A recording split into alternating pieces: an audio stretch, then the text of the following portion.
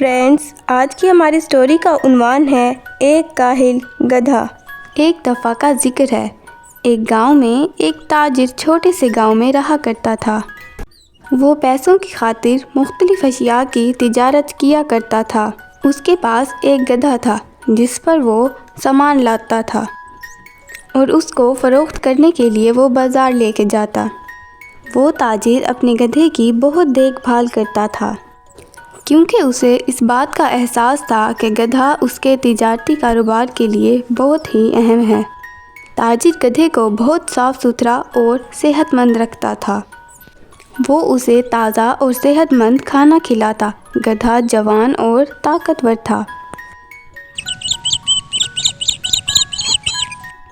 وہ کئی قسم کی بوریاں اپنی پیٹھ پر لادتا اور مالک کے ساتھ تجارت کے لیے جایا کرتا تھا، لیکن وہ بہت ہی کاہل تھا۔ اسے کھانا کھانا، گھاس کھانا، سونا اور ادھر ادھر گھومنا بہت ہی پسند تھا۔ اس نے کہا، آج پھر سے کام پر جانا ہے۔ میرے مالک کسی دن چھٹی کیوں نہیں مناتے؟ مجھے تو چھٹیاں پسند ہیں۔ ہو سکتا ہے ان میں چھٹیوں کی ضرورت نہ ہو، لیکن مجھے چھٹی کی بہت ضرورت ہے۔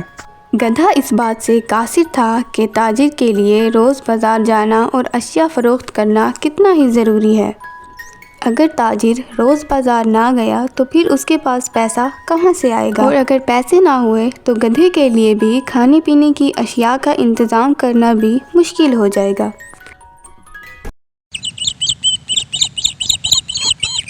بازار کی مانگ کے مطابق تاجر کو ہر روز نئی نئی اشیاء اور سبزیاں کی تجارت کرنی پڑتی تھی۔ کبھی دالیں تو کبھی اناج، تو کبھی سبزیاں اور کبھی پھل وغیرہ۔ تاجر کو روزانہ صبح گاؤں سے بازار جانے کے لیے ایک تالاب سے گزر کر جانا پڑتا تھا اور وہ اس وقت اپنے گدھے کا خاص خیال رکھتا تھا۔ ایک دن اس کے قریبی دوست نے تاجر کو بتایا کہ بازار میں نمک کی کافی مانگ چل رہی ہے۔ تاجر نے کہا، شکریہ میرے دوست، تم نے مجھے یہ خبر دی۔ میں جلد ہی مارکیٹ میں نمک فروخت کروں گا۔ بازار میں نمک فروخت کرنے کے لیے تاجر نے جلد ہی نمک کی بہت سی بوریوں کا انتظام کر لیا۔ اس نے 6 بوری گدھے پر لاد دی۔ اسے جلد ہی احساس ہوا کہ یہ بہت زیادہ بھاری ہیں۔ گدھا ان کا بوجھ ایک ساتھ نہیں اٹھا پائے گا۔ تاجر نے کہا، بیچارہ گدھا، یہ اتنا بوجھ نہیں اٹھا سکے گا، مجھے اس کا وزن کم کرنا ہوگا۔ یہ کہہ کر اس نے گدھے کی پیٹھ سے ایک بوری اٹھا کر خود کی پیٹھ پر لاد دی۔ اس کے باوجود بھی گدھا نہیں جانا چاہ رہا تھا۔ تاجر اپنے گدھے کی پرواہ تو کرتا تھا، لیکن وہ اس بات سے بھی واقف تھا کہ اس کا گدھا کاہل بھی ہے۔ اس کے بعد اس نے ایک لکڑی گدھے کی پیٹھ پر ماری اور اس کے بعد وہ چلنے لگ گیا۔ تاجر کہنے لگا، ہمیں بازار جانا بے حد ضروری ہے۔ اب چلو بھی، اتنے بھی کاہل نہ بنو، تم بہت آرام کر چکے۔ اس کے بعد وہ دونوں گاؤں سے روانہ ہو گئے۔ اس دن تاجر نے اپنی ساری نمک کی بوریاں فروخت کر دیں۔ وہ اس بات سے بے حد خوش ہو گیا تھا اور کہنے لگا کہ میرے دوست نے بالکل صحیح اطلاع دی تھی، بازار میں نمک کی واقعی میں بہت مانگ بڑھ گئی ہے۔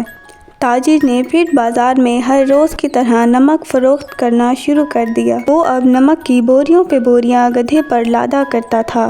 گدھے کو روزانہ صبح کبھی 5 یا کبھی 6 بوریاں لاد کر جانا پڑتا تھا، جس سے گدھا ناخوش تھا اور لوٹتے وقت اسے بالکل خالی واپس آنا پڑتا تھا۔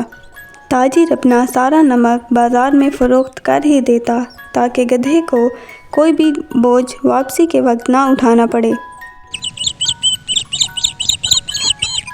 کئی دن گزرتے چلے گئے۔ ہر روز کی طرح تاجر نے ایک دن گدھے پر 6 بوریاں لادی اور گاؤں سے نکل پڑا۔